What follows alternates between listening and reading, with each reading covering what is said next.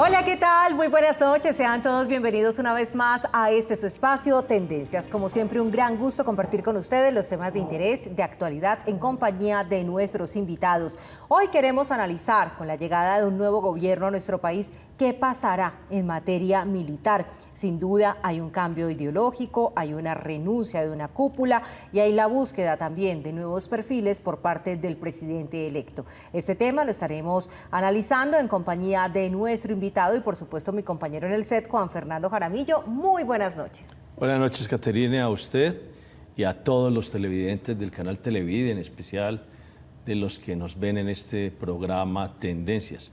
Sí, hoy vamos a hablar de si va a haber o no modificación de la doctrina en materia de fuerzas militares a partir del 7 de agosto. Sin duda, hay unas renuncias que se dejaron venir, como la del general Zapateiro, y que veremos con nuestro invitado si hay ese peligro de modificar la doctrina de las fuerzas militares. Doctor Andrés Úsuga, muy buenas noches, bienvenido a Tendencias y gracias por acompañarnos.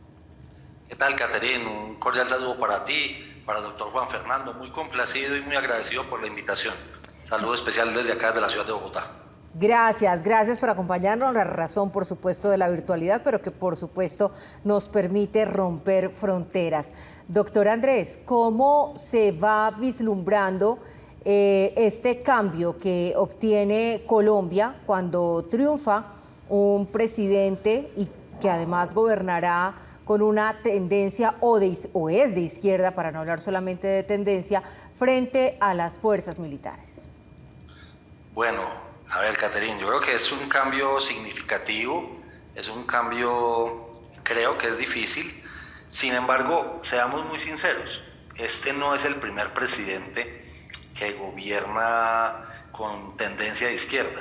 Lo que pasa es que en presidencias anteriores habían sido como de izquierda agazapados. No podríamos afirmar en ningún momento que un presidente como Alfonso López Miquelsen, por ejemplo, fue de izquierda. Fue de derecha, perdón. Tampoco podríamos afirmar que Belisario Betancur, precisamente, así fuera del Partido Conservador, gobernó con la mano derecha, por decirlo así. Igual forma el presidente Samper, que hoy inclusive estuvo en la última campaña presidencial, estuvo de frente con el señor Gustavo Petro, y el propio presidente Santos, que también hoy se ve tan involucrado o con tanta influencia en el nuevo gobierno o el gobierno que asumirá las riendas el próximo 7 de agosto, no podríamos afirmar que lo hizo con las banderas de la derecha. Entonces, yo creo que es importante fijarse en eso, pero bueno, este es un primer gobierno, al menos de frente, al menos que lo hace abiertamente, y que adicionalmente pues tiene una característica especial, que tampoco es exclusiva de Colombia, y es que es un exguerrillero quien va a ser el próximo comandante en jefe de las Fuerzas Armadas. Ya había pasado en Uruguay, ya había pasado también en Brasil, pues, y evidentemente pues con los temas del señor Ortega en Nicaragua y Cuba. Pero sí, se vienen cosas muy de pronto preocupantes, de pronto interesantes, de pronto debates aplazados, como el tema de la salida de la policía del Ministerio de la Defensa Nacional, como la supresión del servicio militar obligatorio, como el cambio de la doctrina.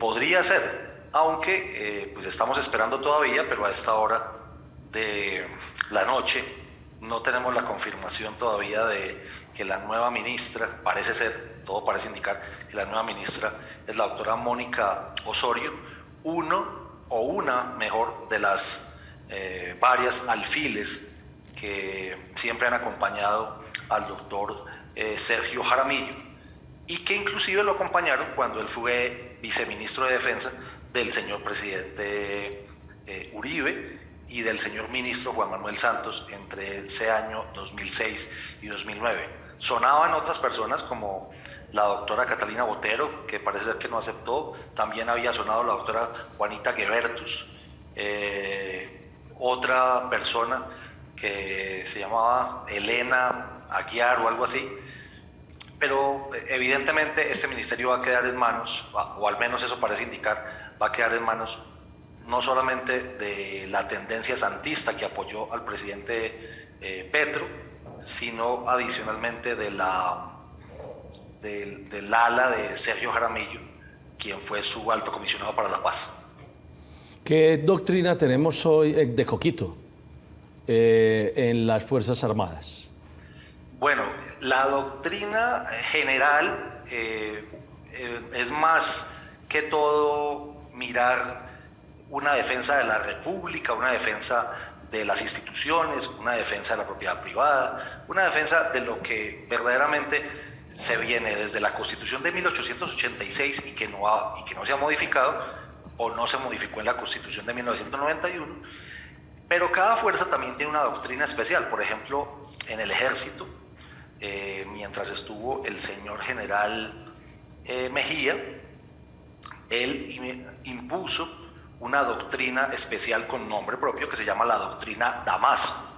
Esa doctrina Damasco, posteriormente cuando él pasó a ser comandante general de las fuerzas militares, le cuento algo al país que de pronto la gente no lo tiene tan claro, intentó que se llevara a las otras fuerzas, o sea que la Armada también tuviera pues su propia doctrina, ya no llamada Damasco, sino de pronto de otra forma, y que la Fuerza Aérea tuviera otra doctrina. No lo logró, fue de pronto muy corto el tiempo de él como comandante general de las fuerzas militares, pero dejó esa doctrina Damasco, que son como 17 manuales en el Ejército Nacional, que hoy inclusive está operando, pero la pregunta real de pronto, doctor Juan Fernando, es ¿y qué es la doctrina? ¿A qué se refieren con la doctrina? Son más o menos los principios, los valores, la búsqueda o los diseños institucionales y los protocolos que tiene cada una de las fuerzas en su propio ADN y que le indican usted qué debe hacer, qué no debe hacer en el marco pues también de la Constitución y de la ley, que son pues los marcos generales jurídicos que todas las fuerzas deben cumplir, no solamente como funcionarios públicos, sino adicionalmente como funcionarios públicos en armas, que por eso es que tienen una doctrina especial o un marco jurídico especial, porque son funcionarios públicos, pero adicionalmente manejan las armas de la República. Usted mencionaba, doctor Andrés, unos cambios que se pueden venir en materia del servicio militar obligatorio, que ya además no sería obligatorio o incluso se está promoviendo por parte de algunas organizaciones e incluso desde administraciones municipales como la de Medellín, el tema de la objeción de conciencia para que los jóvenes que anteriormente eran reclutados, pues hoy puedan decir no quiero, no es mi convicción. Eso seguramente se va a acentuar más en un gobierno que además pues seguramente no va a tener ese espíritu de fortalecimiento de las fuerzas militares y pensando además que sea una cúpula pro paz como obviamente pues lo indican los nombres que usted anteriormente mencionaba. Hablemos un poco de qué puede pasar y qué cambios le vendrían al ejército con este tipo de decisiones. Bueno, el servicio militar obligatorio tenía una regulación de muy larga data, mejor dicho. Primero había un decreto del año 77, luego el año 1993 con la ley 48, y en el año 2017, yo no sé si ustedes lo recuerdan, el presidente Santos, en pleno proceso de paz o incluso un poco más allá, modifica esa ley 48 de 93, si no estoy mal, por la ley 1861, y le voy a ser muy sincero, doctora Caterina y doctor Juan Fernando, el servicio militar obligatorio en Colombia prácticamente no existe a hoy, sin haber empezado este nuevo gobierno. Me explico, son tantas las sentencias de tutela invocando el tema de la objeción de conciencia precisamente, que ya la Corte Constitucional dictó algo que se llama sentencia de unificación, y esa sentencia de unificación respecto de la objeción de conciencia, respecto de la obligatoriedad. Fíjese que es muy complejo que alguien preste el servicio militar, así esté contemplado, inclusive desde la propia Constitución, como obligatorio. Es muy difícil que alguien se quede contra su voluntad hoy en las filas como conscripto. Me explico. Los soldados de Colombia tenían hasta hace unos, no sé, 4 o 5 años, unas clasificaciones. Existía el soldado bachiller, existía el soldado regular, existía el soldado campesino, también existía el soldado profesional, que es quien ya pasó por una de esas lides del servicio militar obligatorio y decidía firmar un contrato con el Estado para quedarse al interior de la fuerza, prestando sus servicios, haciendo, inclusive cotizando a la caja de compensas, al servicio, al Ministerio de Defensa, por decirlo así, y terminaban a los 20 años con una asignación de retiro, con una situación especial. Hoy, con esa nueva ley que trajo el gobierno Santos, no existe la diferenciación, por ejemplo, entre soldados bachilleres y regulares. ¿Por qué? No sé si ustedes lo recuerdan, esto se diferenciaba en el tiempo de servicio. Los bachilleres prestaban 12 meses, los regulares prestaban 18 meses, dependía también si estaba pasando alguna situación de orden público y los dejaban un poco más de tiempo. Hoy no es así.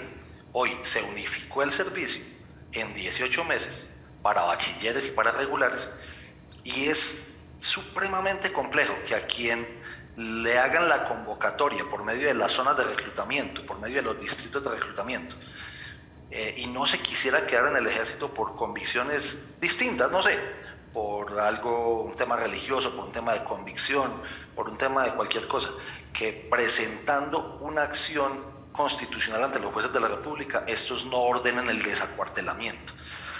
Entonces, en ese orden de ideas, eso, por decirlo de cierta forma, ya existiría. Ahora bien, me imagino que el nuevo gobierno lo que tratará de hacer o terminará haciendo es, inclusive derogando esa ley 1861 que regula el servicio militar obligatorio, para decir, o ya no existe o el servicio no será, habrá un servicio pero ya no será militar, será un servicio social en cualquiera de las entidades del Estado, o algo de esa forma, que incluso también existe esa posibilidad en la propia norma, porque si ustedes bien lo recuerdan, también había forma de prestar servicio militar, o militar no, servicio a la patria por medio de la policía, inclusive en el IMPEC, que fíjese que es del Ministerio de Justicia.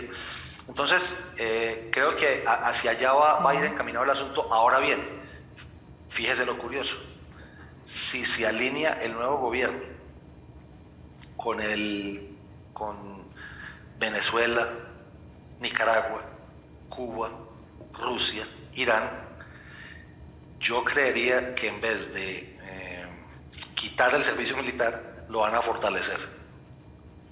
Porque, pues evidentemente lo que viene haciendo Venezuela, y no sé si ustedes están al día con esto, están pasando unos informes en este momento de cómo se está rearmando las Fuerzas Armadas venezolanas. Mire cómo se está rearmando, y son en defensa de esa línea ideológica Irán, Moscú, La Habana, Managua. Entonces uno dice, ¿sí será que el ejército o las fuerzas militares de Colombia quedarán desarmadas frente a unos gobiernos que, por lo que se alcanza a notar al menos en las primeras de cambio, son gobiernos afines al gobierno que va a asumir el 7 de agosto del año 2022? No lo sé. Entonces, incertidumbre total con respecto a eso. Pero sí queda entonces la idea de que no habría desarme, sino seguramente incluso un fortalecimiento, pero ahí viene el tema que usted planteaba, Juan, al inicio, que es la doctrina.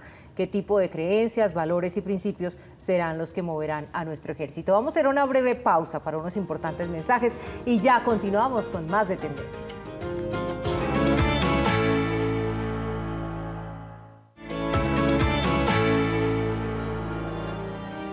Gracias por continuar con nosotros esta noche en Tendencias, hoy en compañía de Andrés Úsuga, abogado, analista y también miembro de la Reserva de nuestro Ejército. Y hoy revisando precisamente, Juan Fernando, qué tanto pueden cambiar nuestras fuerzas militares de cara al nuevo gobierno. Óigame, doctor Andrés, dos cosas sobre lo que hemos estado hablando. La primera, sin duda va a haber una avanzada de compra de armamento para de pronto sostener el régimen. Pero lo otro quería preguntarle cómo ve usted, más allá de un paro, o de 2 o de 3 o de cuántos sean, el gobierno que entra el 7 de agosto podrá defender la ciudadanía de la primera línea y del terrorismo urbano en que nos vimos abocados el año pasado. Pues doctor Juan Fernando, lo que pasa es que la pregunta se pone muy interesante y es si la primera línea no hizo parte también de cierta forma de quienes eligieron a este nuevo gobierno. Entonces será muy difícil decir que la primera línea va a atacar un gobierno que ellos mismos ayudaron a elegir, como es absolutamente evidente, ¿cierto? Si esas presiones que se vivieron no solamente en el paro del año pasado, sino inclusive desde el año 2019, y mirar si... porque mire lo que hemos hecho pues todos los analistas y lo que nos hemos dado cuenta. Si esta guerra molecular disipada que estaba infiltrando las disidencias de la FARC, el ELN, en las juventudes o en esas tropas, por decirlo de cierta forma, que estaban en las calles haciendo barricadas, que también ya aprendían a hacer algunas maniobras tácticas para hacer relevos y atacar la fuerza pública, o atacarlos con bombas Molotov o con algún tipo de armamento rudimentario o ancestral, no sé. Entonces lo que no sabemos es si esas mismas personas, si por ejemplo desde el 7 de agosto ya no va a existir primera línea, podríamos decirlo, o si no van a existir protestas violentas en las calles, porque yo pensaría que protestas están garantizadas, que las marchas en las calles van a estar garantizadas, pero van a ser marchas del otro espectro político que no daña calles, que no quiebra vidrios, que no pinta paredes, que no ataca policías, que inclusive le agradece a la policía porque estén cuidando algún tipo de marcha, como usted y yo nos hemos dado cuenta en muchas veces. Entonces, sí queda como la duda. Y adicionalmente, mire, yo le voy a ser muy sincero, lo que sí va a pasar en el libreto que han tenido todos los gobiernos que tienen esa misma tendencia progresista, no sé, progresismo del siglo XXI, socialismo del siglo XXI, es un libreto muy calcado, que inclusive es subirle los sueldos a los miembros de la fuerza pública y de forma significativa. Esto garantizará la protección del régimen y la lealtad, no solamente de las cúpulas, sino de las tropas, al régimen que esté en ese momento. No fue algo muy distinto del tema de, no sé si usted lo recuerda, doctor Juan Fernando y doctora Caterina, del tema de esa prima de silencio que operaba en el gobierno de Juan Manuel Santos para los señores oficiales de insignia. Entonces, yo creo que ellos saben manejar bien el tema. Y vea, le cuento cosas de las que le toca no contar en clase. El señor Hitler no había sido militar de carrera, había sido por allá un cabo en la Primera Guerra Mundial, herido, y mira que utilizaba su uniforme, ¿cierto? Usted ve al señor Maduro también utilizando uniforme. El señor Castro era un abogado de la Universidad de La Habana, utiliza uniforme.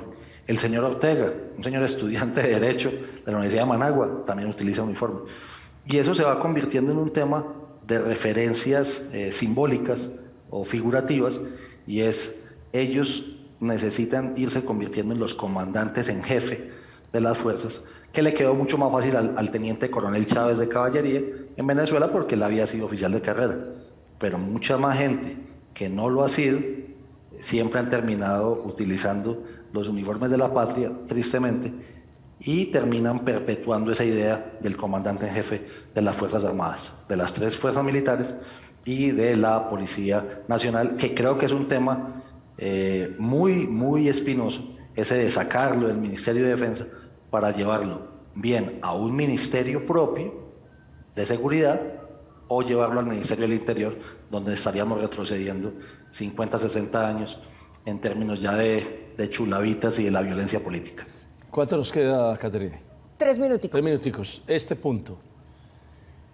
Se sostiene que el primer paro nacional va a ser por el aumento de la gasolina.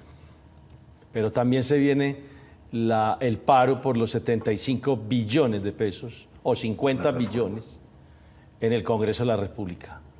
Y dicen algunos que va a haber paro porque vamos a tener una recesión económica y que va a haber paro por la inflación. O sea, ahí las fuerzas militares van a salir a frenar la protesta, que no son de la primera línea, pero sí son de la otra línea. Yo creo que la pregunta es muy interesante, doctor Juan Fernando, porque queda uno cuestionado de si habrá paro o simplemente habrá protestas, manifestaciones y plantones en las calles. Porque creo que la confusión entre esas cosas es la que nos ha llevado a los problemas que hemos tenido en el pasado. Entonces, si el otro aspecto político, si la oposición política, que la veo muy reducida, para serle bien sincero, pero si la oposición política va a salir a las calles, va a hacer plantones, va a hacer marchas, va a hacer, no sé, manifestaciones de rechazo político a esa reforma tributaria que ya cantó el ministro Campo, al incremento de la gasolina, a la inflación, que es un fenómeno pues un poco más mundial que acá, pero de todos modos mire cómo se está viendo el efecto del presidente electo. Si la fuerza pública va a salir a atacar a personas que ya habiendo marchado nunca los han atacado a ellos, nunca han rayado una pared, nunca han quebrado un vidrio, nunca han atacado al comercio informal ni formal, yo creería que entonces sí entraríamos de forma muy rápida a una dictadura total. Yo creo que ahí van a pasar cosas y que sobre todo los cuerpos de militares en retiro, como ACORE, como el Cuerpo de Generales y Almirantes, como las confederaciones de los señores suboficiales y soldados en retiro, creo que van a ser fundamentales en cómo le van a decir al gobierno: usted no puede utilizar las fuerzas para atacar a ciudadanos que van a hacer protestas de forma o de manera pacífica, porque creo que inclusive ellos mismos van a estar ahí si de pronto se ven afectados en los temas de asignaciones de retiro, como ya lo están hablando en algunas de esas asociaciones. Caterina. No, Juan, la verdad tenemos un escenario muy complejo. Creo que hay un nerviosismo lógico en el país porque si bien, como decía el doctor Andrés, no es la primera vez que vamos a tener, digamos, un gobierno con esta mirada, este ha sido el que de alguna forma se ha quitado el velo y nos ha dicho esto es lo que quieren. Esto fue lo que esto es lo que van a elegir, lo que eligieron y lo que viene. Entonces, bueno, eso se ha reflejado en muchos aspectos de nuestra sociedad, en los movimientos del mercado, el nerviosismo que existe, amanecerá y veremos. Lo más importante es que ojalá como sociedad podamos defender y preservar nuestra libertad y que las fuerzas militares sigan siendo garantes de la defensa de la democracia, que es su principal objetivo. Y nuestro canal no es un canal de opinión política, pero esto no es un tema de Estado. Entonces queremos es explicarle a los ciudadanos que nos ven que se viene, de las decisiones que se han tomado. Exacto, exactamente. Permítame, doctor Juan Fernando, para finalizar, un temita con lo que usted me dice. Los soldados, los marinos, los aviadores y los policías de la patria no le juran a la bandera de un gobierno, no le juran a la bandera de una campaña política, juran ante la bandera de la patria, del Estado. Esto es, están por encima de cualquier movimiento partisano, partidista o ideológico, pero también tienen que recibir respeto por parte de quien vaya a gobernar 4 años y que aspiramos que de verdad sean 4 nomás. Así es. Así es. Pues doctor Andrés, muchísimas gracias por acompañarnos. Una feliz noche para usted, para nuestros televidentes y nosotros nos vemos en un próximo Tendencias.